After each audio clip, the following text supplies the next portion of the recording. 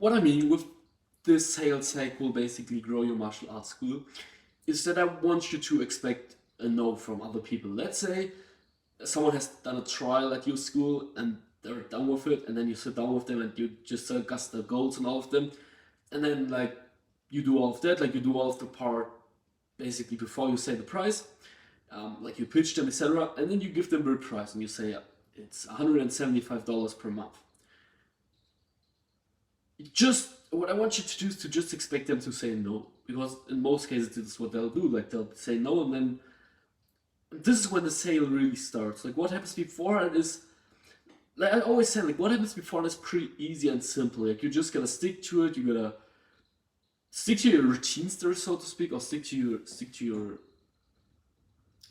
process, so to speak. Like it's pretty simple. But like once you give them the price and they object, like then the sale really start. And I really want, like I just want to have this video just like there are probably more in-depth sales videos on YouTube about objection handling, and I'll probably do more in-depth videos about it as well in the future. But I just want to do like a small video where I just remind you of some really important things that I always want you to remember the next time when you're closing someone, which I believe are super important. And I'm not gonna make this video too long, I'm gonna keep it short, so let's straight up dive into it. What I mean expect people to say no is that they'll then give you an objection. Like they'll say, alright, I can't do this because I gotta ask my wife before I sign up for something like this, right? And then you obviously have to objections, like you have to overcome their objection, right? And then they're gonna give you more objections and more objections, and like you don't know how many objections they're gonna give you. But the worst thing you can do in those scenarios is to just be like, okay, they said no, I'm gonna leave it. So they give you three objections, and after the third one, you're just like, yeah, you're right. Let's not do this. It's true. You gotta talk to your wife. You can just come back next week or whatever. I mean, you have to differentiate here. You have to find like the perfect balance, which is hard, of course, between well, they actually need to talk to their wife, or they actually need to think about it, or they actually need like a week because of financial to see if it makes sense financially, or if they just give you a smoke screen and they just wanna come out of the situation. But in most cases, what you can remember is that there are 5 categories of objections. Let me try to think about all of them because I haven't scripted this out. So the first one is obviously fear. The second one is, I believe, financially. Then there's obviously logistical, and then there is I need to like to think about it. Something in that direction. Something of in terms of I need to think about it. And then there's obviously the partner objection.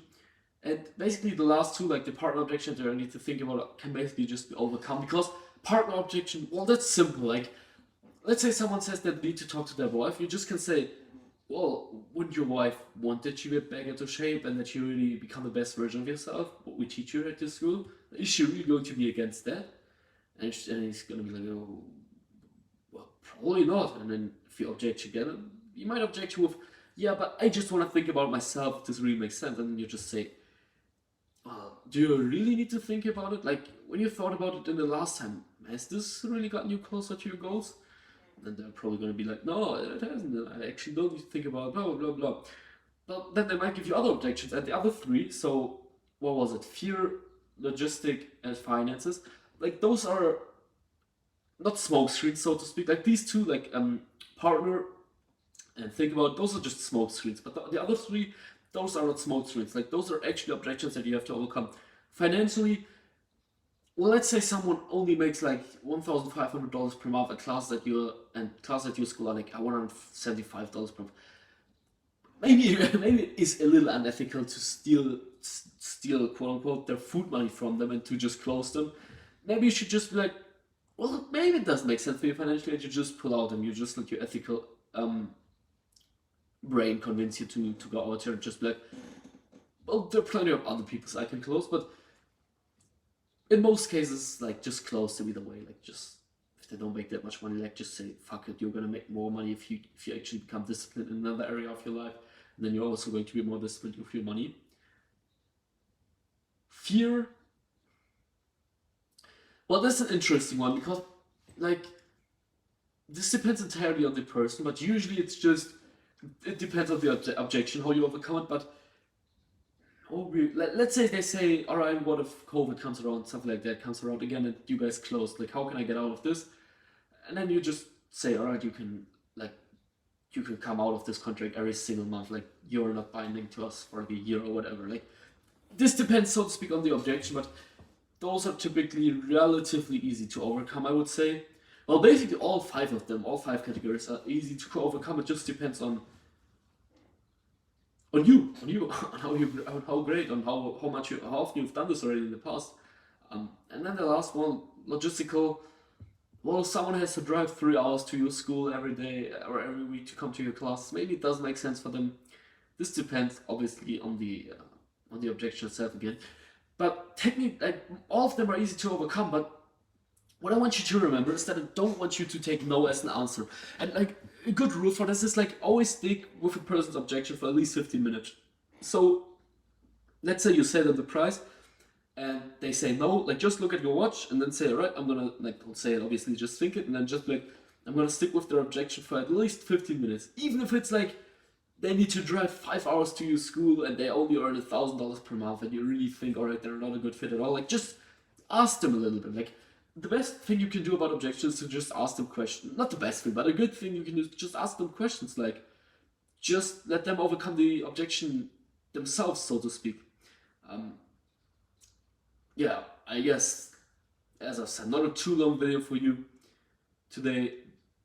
Objection handling is simple. Don't accept no as an answer. Overcome the five categories again. Feel, logistical, financially, think about it, and partner. Partner and think about it are just smoke screens. The other three obviously have to be overcome. All five of them are simple to overcome if you know how to do it properly. And with that being said, if you want to see how I or anyone of my team overcomes your objections, then please schedule a call in the link below this video.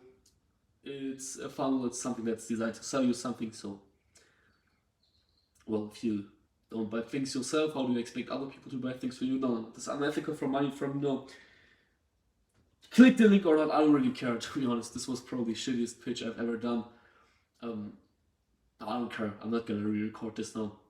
I'm just gonna tell you, if you want more students, click the link. If not, I don't care, as I've said. And yeah, maybe leave a like if you found this helpful, subscribe, do whatever you want. Don't put the bell notification on if you still stick around, and because you don't want notifications to come on your phone, you just rather want to be focused. So you can close a bunch of sales and sign up a bunch of new students for your school. And with that being said, I'll see you in the next one. Take care.